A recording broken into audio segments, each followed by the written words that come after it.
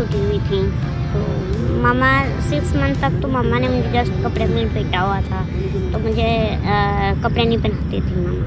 तो 7 साल की एज तक मेरी ऐसी बोन्स टूटती रही थी। उसके बाद जाके थोड़ा रुक गया था, लेकिन उसके बाद और तकलीफ़ें लग गई थी मुझे, और तकलीफ़ें शुरू हो गई थी। लेकिन मेरी ये था कि मेरा बचपन बाकी बच्चों की तरह ही नॉर्मल था।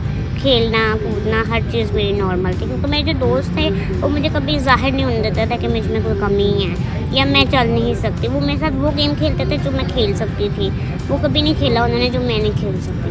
पहले मैंने कुरान पाक पढ़ा, 6 पारे हिफ्ज़ किए, मैंने 2 बार नाज़रा किया। उसके बाद मैंने स्कूल प्राइवेट ज्वाइन कर लिया, प्राइवेट पढ़ने लगी मैं। तो मैंने 8 तक स्टडी की। उसके बाद मैंने सोचा क्यों ना मैं अपना सोशल मीडिया ज्वाइन कर लेती हूँ, सोशल मीडिया पे एक्टिव हो जाती हूँ। फिर मैंने अकाउंट बनवाया, पब्लिक अकाउंट, और फिर मैंने पब्लिक अकाउंट ज्वाइन उस पर पोस्टिंग स्टार्ट की।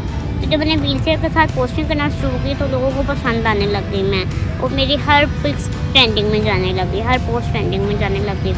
तो वो ये था कि फॉलोवर गेन होते थे इंस्टाग्राम पर। मेकअप के हवाले से पिक्स लगाती हूँ वहाँ पर, मेकअप करके अपना लुक क्रिएट करके दिखाती हूँ लोगों को। और एज अ मॉडल भी कह सकते हैं, व्हीलचेयर पे मैं एक हॉस्पिटल बनाना चाहती हूँ जो हम जैसे लोगों के लिए और गरीब लोगों के लिए और बुज़ुर्ग लोगों के लिए फ्री इलाज होगा वहाँ पर। और थर्ड होगा NGO बनाना चाहती हूँ हम जैसे लोगों के लिए, जो ऐसे लोग वहाँ पे ये चीज़ सीखें कि कैसे बहादुर बनना है अपने।